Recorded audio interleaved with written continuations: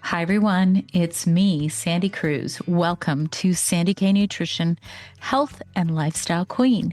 For many years now, I've been a trusted voice for people in midlife and beyond who want a deeper, more honest conversation about wellness.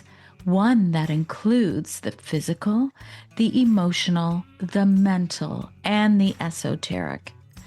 Most episodes are solo now because I want to bring you thoughtful research, lived experience, and grounded insight without noise or bias. And when I do bring on a guest, it's because their work genuinely adds something meaningful to the conversation. Here, we explore the full spectrum of what it means to be well, how the body functions, how the mind heals, how the spirit expands, and how all of these layers shape life lived with clarity and joy. Thanks for being here. And if this show resonates with you, please follow, rate, review, and share it. It truly helps the message reach more people. Hi, everyone. Welcome to Sandy K Nutrition, Health and Lifestyle Queen. Today, I am coming to you with a very special, inspirational podcast episode. And it's probably going to be a little shorter, but I'm coming to you before the weekend because I wanted to come and soften the load for everybody out there. Because the world can be a little bit heavy, but a lot of it is in perception and how we really look at things and the way that we look at things from a macro level versus a micro level on what we actually have as controllables. And I've recorded a few podcasts lately, and it's really more to inspire you. I recorded an amazing one all about embodiment. And lately, I have really been dipping in and out of this embodied phase. What is embodiment? First of all, follow me on whatever channel you're watching or listening. Please be sure that you're subscribing. I've got some great inspirational content coming, and I am going to have an announcement coming very, very soon for those of you who really find my work valuable, because I don't go for all the trends out there. However, I do get inspired by things that I see, just like everybody else. And then I get inspired to dig deeper on whatever it is that I'm seeing. And I encourage you to do the same. Nobody is an expert on you. Always remember that. And lately, the people who I have been connected with are showing me this. The power always begins from the inside. Everything always begins, that's great, from the inside out. And then you bring in, the people who might be able to help you accomplish whatever it is that you're trying to accomplish. So today I'm going to talk to you about some of these really inspirational theories. Every once in a while, you'll see something on TikTok or on Instagram, and you'll be like, oh, that's just such a beautiful way to think about things. And I think that in life, we often forget to look at them in this way. So, honestly, have you ever felt like life is just a series of random, chaotic events? And trust me, I have many private conversations with many people, especially in my Instagram community.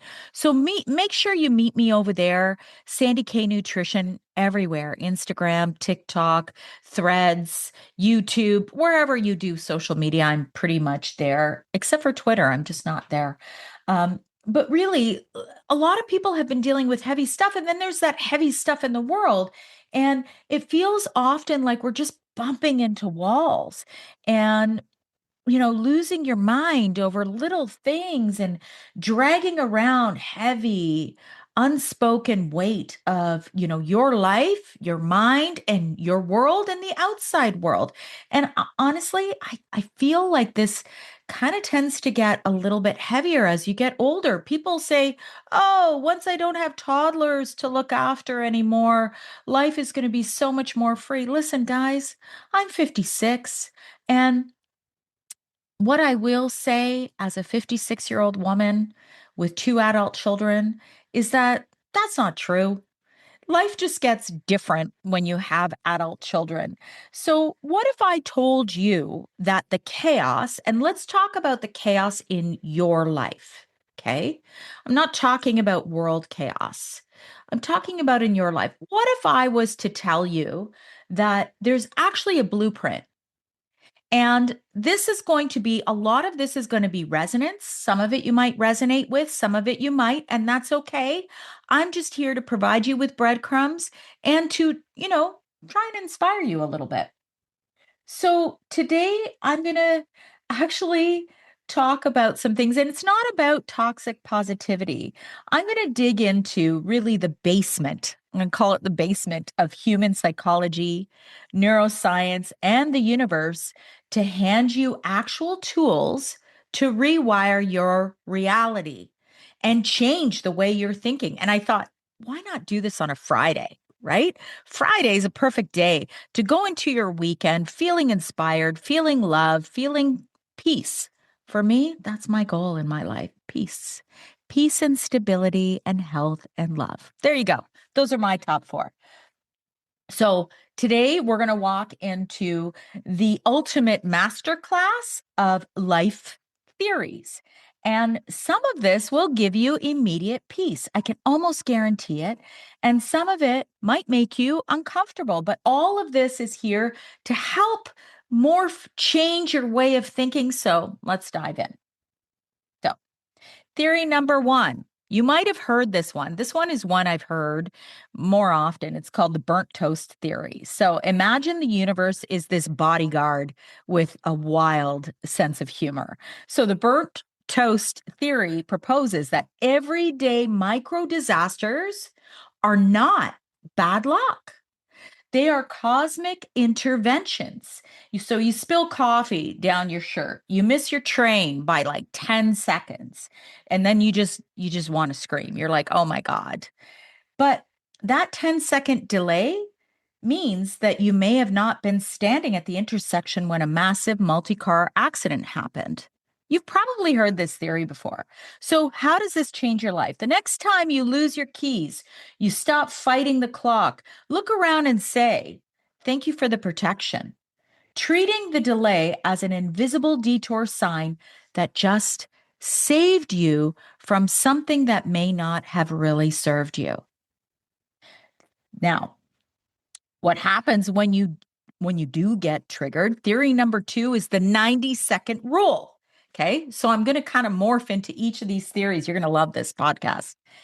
So, neuroscientist Dr. Jill Bolte, I think it's Bolte Taylor, discovered that biological lifespan of an emotion takes approximately, she says exactly 90 seconds. So, someone insults you, your face gets hot, your heart races. This is biology. This is your body reacting through the emotion. But if you are still fuming 3 hours later, that is not biology anymore. That is you mentally replaying the insult, triggering a brand new 90-second chemical dump. So, how would this change your life? It strips away this, favorite excuse. I can't help how I feel. So I'm also, listen, a lot of what I talk about it because I can so deeply relate to it. This is about rumination. Okay. After a minute and a half, your bad mood is a choice. I'm pausing and I'm pointing if you're watching this. I'm not pointing to be, rude, but I'm pointing because I want you to realize that it is a choice. So the next time you get triggered, look at your watch, shut your mouth, stop the internal monologue, and outwait the biology for 90 seconds. Watch the fire burn itself out. I provide many tools in my podcast to help with this rumination and and to help ground you back into the present moment. So I know sometimes people are going, oh, yeah, that's easier said than done. But seriously, I want you to remember this 90-second rule. Now let's talk about how you walk into a room. So, theory number 3 is called the invisible guest theory. And this one, I love it. I love this. This one is for you guys who are anxious about walking into an uncomfortable situation or crowd. So, we all suffer from this spotlight effect, believing that the world is intensely focused on our every move. Maybe that's part of our ego too.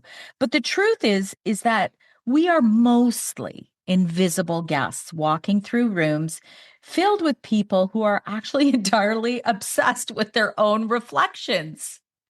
And, you trip at a party and you think everyone's whispering. In reality, the guy next to you is stressing about his mortgage. So, how this changes your life, it obliterates your social anxiety. And when you walk into a room, assume that every person is wearing noise canceling headphones, okay, and a blindfold, and stop editing yourself for an audience that isn't even watching you. I love that one. So, speaking of editing yourself, theory number 4 is the Tetris theory. This one's cool. We are biologically wired to crave conformity. And the brutal unspoken truth of the Tetris theory is that when you finally mold yourself perfectly to fit in with all the blocks around you, you instantly just disappear. How this changes your life. When you think about this, it cures this disease of people pleasing. Blending in is just a polite way of erasing yourself. While we all have this, human desire to fit in and community and all of that, we don't want to erase our individuality. We need to take up space and refuse to disappear into the board. So, really embrace who you are. And, definitely be part of your community. That's important. But be an individual within your community. I am. I totally am. But it took me a while to embrace that. Trust me. So, theory number 5 is the battery theory. This one's good too. The toxic positivity movement is scientifically bankrupt. You look at a car battery to generate a single spark, you absolutely must connect both the positive and the negative terminal. A life that violently rejects all negative emotions short circuits itself. So, if you pretend or you bury, I know a lot of people who bury those emotions, pretend they don't exist, pretend everything is rosy and, rose colored glasses. So, how this changes your life, it invalidates the pressure to stay positive. I want everybody to realize while we want to figure out tools how to process hard feelings, hard emotions. We don't want to push them down through alcohol. And a lot of people start drinking very heavily around this age. We did it when we were in our 20s, but in our 40s, 50s, and onward, it can be way more dangerous if you're drinking to excess, especially if you're drinking to excess to bury emotions. So stop running from your grief or anger. Letting yourself feel profoundly devastated is the exact friction required to keep your soul's engine running. Okay, theory number 6 is the lotus flower theory. So I've been really in January I started doing qigong, and she talks about the lotus flower in one of my little, routines that I do. So the breathtaking lotus flower will literally die in crystal clear water. It can only germinate, root, and rise when it's buried deep inside suffocating mud. No mud, no magic. So you look back on the embarrassing, messy area of your life, and a lot of us feel deep shame. And what I want you to remember is that this theory is saying, we need to neutralize this shame. Stop hiding your mud. Your unique brilliance could never have grown in this safe, perfect, clean greenhouse. I love that. Stop apologizing for the dirt that grew you. Theory number 7, the half-life theory. Radioactive elements have a half-life. I know about this as it relates to my medications, half-life. Anyway, naturally, it decays over time. So emotional devastation works on the exact same math. On day one, let's say, of a breakup, the pain is at 100%. A month later, it drops to 50%. And how this theory can change your life, it acts as an emotional tourniquet. Okay. So when the grief is so heavy that you can't breathe, you don't have to forcefully get over it today. And this all goes to this whole toxic positivity. Your only job is to outlast the half life and let time do the heavy lifting. So it's not about burying, it's not about anything except understanding that, if you go to the lotus flower theory, if you go to the battery theory, if you go to, all of these theories, so far, we need to process it, not bury it. And, this time, what is that saying? This time too shall pass, or something to that nature. Okay. I'm not sure if I'm going to pronounce this right, but this is theory number 8, the kintsugi theory. Okay, it's an ancient Japanese art of kintsugi. It repairs that, I've seen this before, it repairs the shattered pottery and it fills in all the cracks with pure liquid gold. It demands that an object is actually stronger and infinitely more valuable because it was broken, you guys. Do you see how important life, just to be a part of your life is, and understand that there are bigger things at work there? And if you understand that, it makes it easier to process. So, how this theory changes your life, it turns your deepest insecurities into your greatest currency. Stop buying cheap paint to cover up the cracks where life broke you. You are a masterpiece of survival. Own it so loudly that no one can ever use it against you because it's a beautiful thing. Okay, now let's zoom out a little bit. Theory number 9 is called the overview effect theory. When astronauts look back at Earth from space, their brains literally rewire. Seeing the absolute scale of the cosmos instantly vaporizes ego and anxiety. How this theory changes your life. It's the ultimate panic button protocol. When your heart rate spikes over a missed email, physically look up to the sky, my friends. Look up. Force your brain to calculate the sheer scale of the universe to shrink your catastrophic human problems back down to an entirely manageable size. Powerful, right? Theory number 10, the horizon theory. The horizon isn't a physical place, it's an optical illusion. It doesn't matter how fast you run toward it, it mathematically must push farther away. You say, I'll finally relax when I hit this salary. You hit it and the goalpost moves. I mean, I've heard this. We all hear this. I hear this a lot from, are they millennials? Like people who are around 30. I can't meet my partner or get married or have kids until I reach this income. And I think the state of the world has something to do with it. So block out the noise and worry about just yourself because we can't control everything there. Worry about what is it that you want? And so in order to know that, you got to block out that noise. So, how this theory changes your life, it really kills the illusion of arrival. The moment you catch yourself saying, I'll be happy when, immediately state one thing that brings you intense joy right now and stop waiting to live. If you want to have children, like honestly, I'll pause here for a second. I got married at age 30. I got pregnant 4 months after I got married. And some would say, "Oh, you didn't have a chance to live as a married couple without children." I'm like, "So what? It happened. And I'm so glad it did. And I'm so glad it happened that way."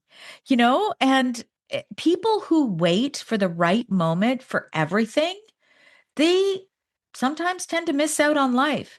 And even today, I actually was so inspired to record this. I'm releasing it tomorrow. And I don't care. I don't think about things too much. If I'm inspired and it comes from in here, then I go for it. I let it out and I do what I need to do. That's not to say I don't think about things. I'm just saying if it's something that feels right, don't delay it forever. Don't overthink it. That's all I'm saying. Theory number 11, the echo chamber theory. Sound waves don't vanish. They slam into a hard surface and bounce directly back to the source. You walk into work complaining about toxicity, and shockingly, everyone treats you poorly that day. So, how this changes your life? It strips away your right to play the victim. So, the universe is a massive acoustic mirror. And when we realize this, life becomes a lot lighter. If you want the world to stop screaming at you, you have to lower your voice first. And, people call it the law of attraction. I remember in the 80s, I mean, I have the book right there. I was like an early adopter as soon as it came out. And I've recorded a podcast with, oh gosh, I forget. He wrote the Sedona method. The tuning fork theory. If you forcefully strike a tuning fork, another fork across the room calibrated to that exact same frequency will spontaneously start vibrating. How this changes your life. It radically changes how you hustle. Cut the outward chasing. Focus 100% of your energy on striking your own tuning fork, healing your own trauma, developing your skills. The right rooms will naturally vibrate to your frequency. So, a lot of people hear that, right? But, put your own oxygen mask on first, like all these different theories that relate to that. If we are not our own best self, we can't be that for anybody else, period. We also can't be successful. We can't, like, it's got to start from here. The mycelium theory. So look underground in a forest and you'll find mycelium, a massive fungal network connecting every root system. The lone wolf is a myth. How this how this changes your life, it destroys the myth that your private life doesn't matter. Treat your private healing as a public service. When you set a hard boundary or you practice kindness, you're actively pumping nutrients into an unseen network. So, one of my friends, excuse me, Brenda Ferrugia of So Brilliant, she teaches this. The more we focus on our own light and being our best selves, we contribute to more light on the planet. It's it's the way it is, especially in the way the world is moving right now. So that goes to that same theory. Remember, what you do, how you act, it has a ripple effect on everything. Okay, let's shift into more stuff that I really love this stuff. It's called the observer effect. Quantum physics proves that simply watching a particle changes how it behaves. The more you obsessively scrutinize a feeling, the more the observation warps it. You are terrified of being unhappy, so you track your mood hourly, actively murdering your own joy. Oh my God. I actually saw something about this recently, you guys. Holy smokes. So there was this whole thing about journaling. saying that it actually doesn't really help you if you're focusing on all the bad shit in your life. So, this theory actually relates to that. So, how this changes your life. Stop grading your own existence. Blindly experience events without asking it, how do I feel about this? Joy usually sneaks in when you stop staring at it. So it's almost like this over analysis and where you tend to focus on. If you're writing in your journal saying, I hate this bitch, this guy's an asshole, I can't believe this at work. Well, I don't think it's helping you, my friends. That's all. And I think that that's a very real thing. And if you look it up, I think there's some research that talks about journal. I saw it not that long ago, journal writing, that, you almost have to be careful of that. It's different if you're putting it down to leave it there versus using it as, this almost like a magnifying glass of all the shit in your life, right? Okay. The theory number 16, the ship of Theseus. If you replace every plank on a ship over 10 years, is it the same ship? This goes with health. You guys know I'm a holistic health practitioner. Almost every cell in your human body dies and regenerates every 7 to 10 years. You are fundamentally a new structure, my friends. How this theory changes your life. It is the ultimate get out of jail free card for your past.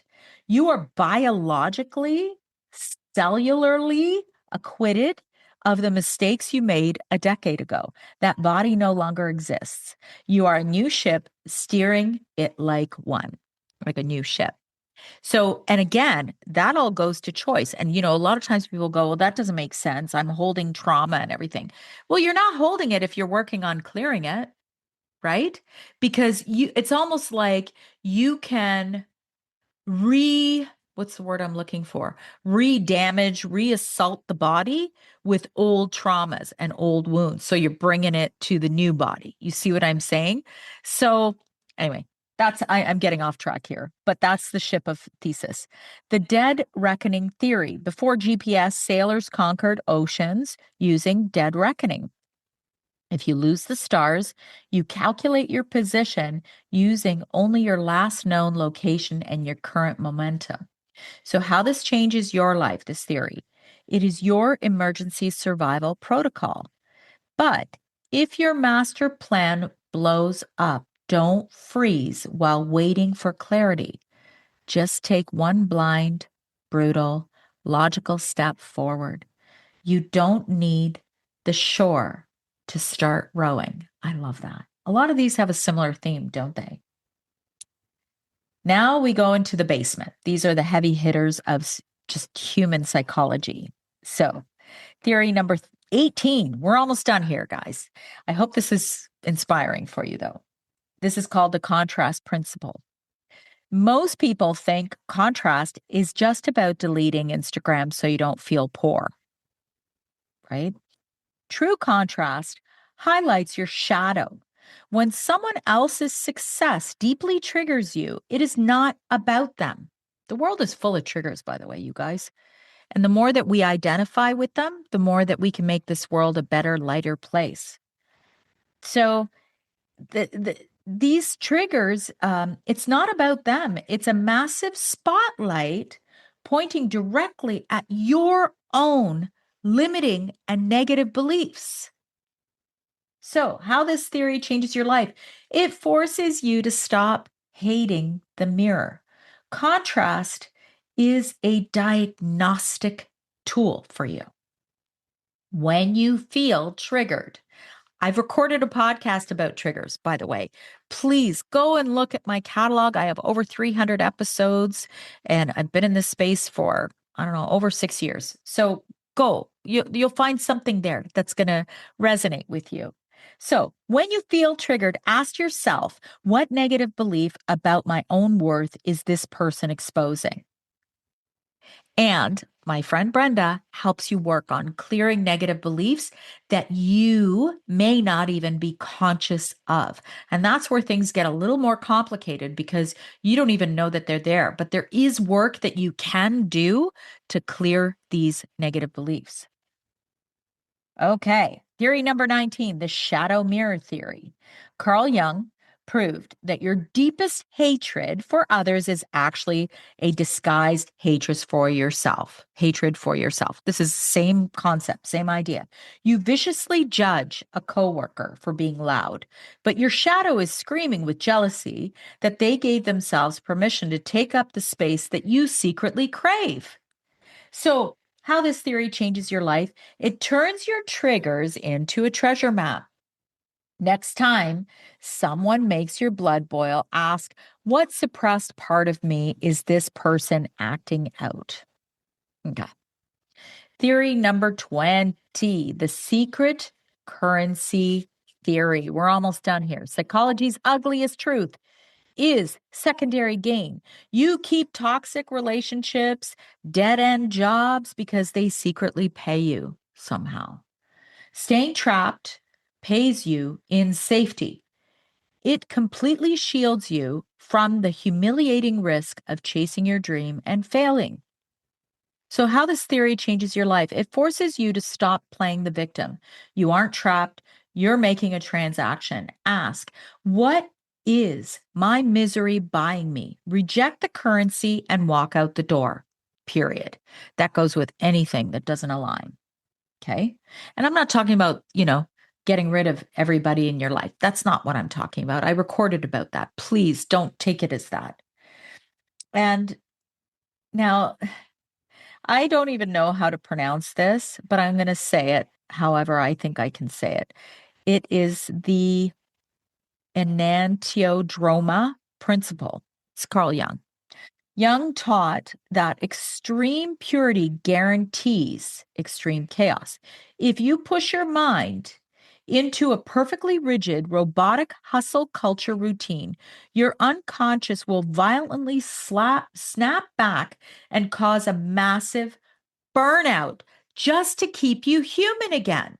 So if you're this robotic person, you're going to have something that's going to say, Sandy, you need to come back to humanity. How this theory changes your life. This kills the delusion of the hustle culture. When you intentionally build messiness and rest into your life, your shadow doesn't have to violently derail you to get you out of it. I know a lot of people in that kind of culture. So, theory number 22, the liminal void theory. In anthropology, the liminal void is the terrifying hallway between identities. You walked away from your old self, but haven't found your new one, and you feel a little bit like a ghost. I've been there. Oh, God, have I ever been there. How this theory changes your life. It normalizes this terror of feeling like you're nobody and you're in limbo. A caterpillar basically melts into goo before it becomes a butterfly. Stop panic buying new identities just because you feel uncomfortable in this limbo state. Stand still and let the void rebuild you. Beautiful, right? The ghost ship theory. And this is the last one. Jung warned that we are hunted by the unlived life. Most people drag the corpses of alternate realities behind them, eternally comparing their actual life to a perfect imaginary vision of what could have been. How this theory changes your life. It forces you to grieve your parallel universes. You have to actively mourn the paths that you didn't take. Watch the ghost ship sail away and let it sink. Only then can you wake up and, you know, be the reality that you actually build. So that's it. These theories, I wanted to bring them to you to help tear down the walls of your own mind and rebuild. So I'm never telling you what to do. I'm just giving you suggestions. The next time you burn your toast or spiral into this 90-second rage or catch yourself staring at a ghost ship of your past, I want you to remember this. I want you to remember the theories. I want you to remember your psychology because you're not a victim of your life. You are the architect. And all this power comes from in here, comes from you. If this, episode really, really helped you, I'm going to ask you to share it with somebody who needs to hear it. Hit subscribe wherever you are. And until next time, on Monday, you're going to love my episode coming up.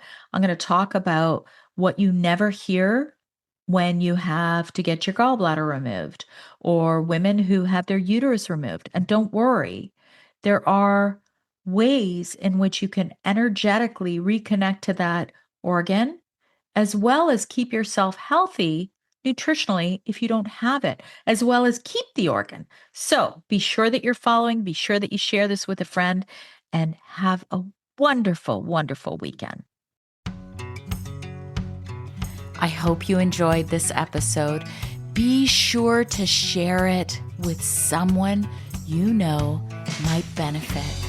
And always remember, when you rate, review, subscribe, you help to support my content and help me to keep going and bringing these conversations to you each and every week.